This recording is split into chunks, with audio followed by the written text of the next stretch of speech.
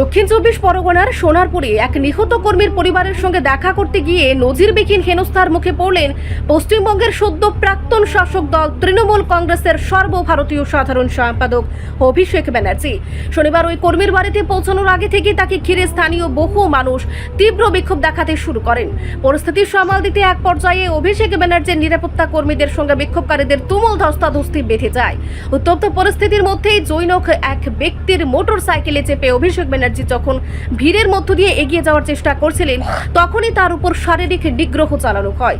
চারপাশ থেকে ক্ষুব্ধ জনতা তাকে লক্ষ্য করে চোর চোর স্লোগান দিতে থাকেন। ঘটনার একটি ভিডিওতে দেখা গেছে বিশৃঙ্খল পরিস্থিতির মধ্যে কেউ একজন তার সুরক্ষার্থে মাথায় একটি নীল হেলমেট পরিয়ে দিচ্ছেন এবং সেই অবস্থাতেই ভিড়ের মধ্য থেকে তাকে লক্ষ্য করে ডিম ও কাদা ছোড়া হচ্ছে। এই নেক্কারজনক হামলার পর নিজের ক্ষোভ উগরে দিয়ে সংবাদ মাধ্যমের মুখোমুখি হন অভিষেক ব্যানার্জি। তিনি বলেন, দেখুন, আপনারাই দেখুন আমার কি হাল করেছে। এটাই তাদের গণতন্ত্রের নমুনা। হেলমেট ছিল বলেই আমার মাথাটা বেঁচে গেছে, আমার চশমা ভেঙে দিয়েছে, জামা ছিঁড়ে দিয়েছে, কি অবস্থা করেছে দেখুন। তিনি আরো অভিযোগ করেন যে এলাকায় বহিরাগতরা জড়ো হয়েছে বলে পুলিশকে আগেই জানানো সত্ত্বেও প্রশাসন কোনো উপযুক্ত ব্যবস্থা নেয়নি। এই ঘটনাকে কেন্দ্র করে বর্তমানে রাজনৈতিক মহলে তীব্র চাঞ্চল্য তৈরি হয়েছে। সাধারণ মানুষ তো দুদিকে দাঁড়িয়ে সাধারণ মানুষ অভিবাদন জানাচ্ছে, সৌজন্য বিনিময় করছে, নমস্কার করছে, হাত নাড়ছে। আর বিজেপির কজন গুন্ডা আমাদের দলের দীর্ঘদিনের সহকর্মী, সোশ্যাল মিডিয়ার অ্যাক্টিভ কর্মী, ওর বাড়িতে আমি এসেছি বাবার সাথে দেখা করতে, পরিবারের লোকেদের সাথে দেখা করতে। আমি দেখা করতে পারবো না, বহিরাগতদের পারমিশন নিয়ে আসতে হবে। এই বাংলার গণতন্ত্রের নমুনা। জামা, প্যান্ট, কাপড়, জামা, মহিলাদের জামা কাপড় ছিঁড়ে দেওয়া হয়েছে। না, আমি দেখা করতে এসেছিলাম, কিন্তু এই পরিস্থিতিতে আমি পরিবারের বৃদ্ধ বাবা মাকে ছেড়ে যেতে পারবো না। কিচ্ছু নেই। এবং আমার কাছে হোয়াটসঅ্যাপ রয়েছে, হোয়াটসঅ্যাপের কমিউনিকেশনের স্ক্রিনশট রয়েছে। দেখুন, এখানে মিডিয়া রয়েছেন, তাও চাল ভাঙার চেষ্টা, ঘর ভাঙার চেষ্টা, দেওয়াল প্রায় ভেঙে দেয়, জানলা দরজা ভেঙে দেয়। আমি আমার কাছে সব রেকর্ড রেখে দিয়েছি। পুরো ঘটনাটা ভিডিওগ্রাফি হয়েছে, হোয়াটসঅ্যাপের মাধ্যমে জেলা পুলিশ সুপার, আইসি সবাইকে আগে থেকে অ্যালার্ট করা হয়েছে যে এখানে কিছু বহিরাগত লোকেরা জমায়েত করেছে, আপনারা ফোর্স পাঠান, ব্যবস্থা নিন। একজন পুলিশের প্রতিনিধি নেই, একজন। আমরা ভয় পাওয়ার লোক নই। সিপিএম এর 34 বছরের অপশাসনের কাছে তৃণমূলের কর্মীরা মাথা নত করেনি। বিজেপি যদি ভাবে ধমকে চমকে আমরা ঘরে ঢুকে যাব, তারা মূর্খের স্বর্গে বাস করছে।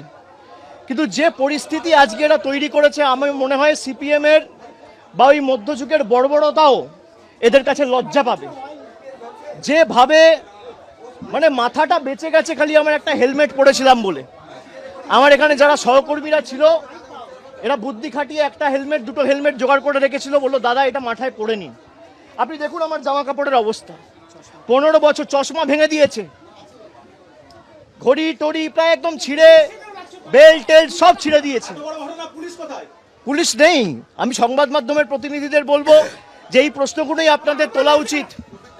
আমি এখন যেভাবে এসছি আমি একইভাবে বেরিয়ে যেতে পারি, কিন্তু আমি হয়তো বেরিয়ে গেলাম, এই যে সঞ্জুর বৃদ্ধ বাবা মা, তার উপর তো চড়াও হবে এই ছেলেগুলো, এই বখাটে ছেলেগুলো, যাদের পেটে ঘুষি মারলে কখ বেরোবে না। আমাকে বাইরে থেকে স্লোগান দিচ্ছে চোর, আর বাংলার বর্তমান মুখ্যমন্ত্রীকে নির্লজ্জ দোকান কাটার মতো হাত বার করে টিভির পর্দায় 5 লক্ষ টাকা ঘুষ নিতে দেখা গেছে। বাংলার কোনো মুখ্যমন্ত্রীকে টিভির পর্দায় আজ পর্যন্ত স্বাধীনতার পর এইভাবে নির্লজ্জভাবে কেউ টাকা নিতে দেখেনি। একমাত্র এই বিজেপির মুখ্যমন্ত্রী বর্তমানে, যিনি চুরি করে মুখ্যমন্ত্রী হয়েছে, যার মাথার উপর ইডি সিবিআই কেস ঘুরছে। Sir, we have seen that you also attacked during visit. You are also attacked. No CAPF shot there. Sir, what? Nothing. They want to kill me. এরা আমাদের প্রাণে মারতে চায়। মেরে দিক, আমার মৃতদেহ উদ্ধার হোক এখান থেকে, কিন্তু আমি জায়গা ছেড়ে যাব না। আমি সঞ্জুর বৃদ্ধ বাবা মাকে এই অবস্থায় ছেড়ে যাব না যতক্ষণ না ফোর্স এসে রিকভার করবে। আমাদের এখানে যারা প্রতিনিধিরা রয়েছে আমি বলবো থানায় আবার ফোন করো, মেসেজ করো, ফোর্সের জন্য রিকোয়েস্ট করো।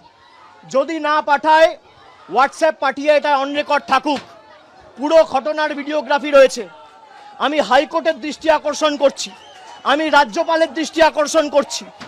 কি বাংলার পরিস্থিতি, এখানে প্রায় 50 জন সংবাদ মাধ্যমের প্রতিনিধিরা রয়েছে, দরজা ভাঙার চেষ্টা করছে, পুলিশের একটা লোক নেই। কি পরিস্থিতি হয়েছে আপনারা দেখুন। Sir, will you move to court, sir? Sir, will I will definitely move to court.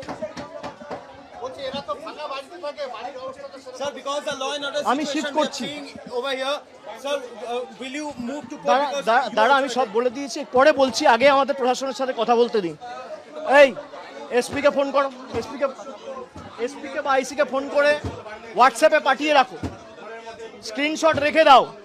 এই পুরো ভিডিওগ্রাফির পরেও যেখানে সংবাদ মাধ্যমে, টিভির ক্যামেরায় সব ধরা পড়েছে, তারপর প্রশাসনের একজন প্রতিনিধি এই মুহূর্তে ঘটনাস্থলে নেই। আর যতক্ষণ না এসে এদের বিরুদ্ধে ব্যবস্থা নেবে, আমি এখান ছেড়ে যাব না। রাত্রির 12টা বাজলেও আমি এখানে থাকবো। দেখি এদের কত ক্ষমতা।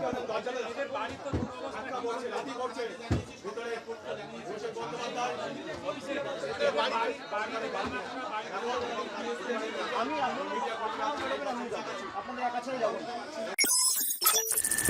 রিপোর্ট সংবাদ প্রতীক্ষা।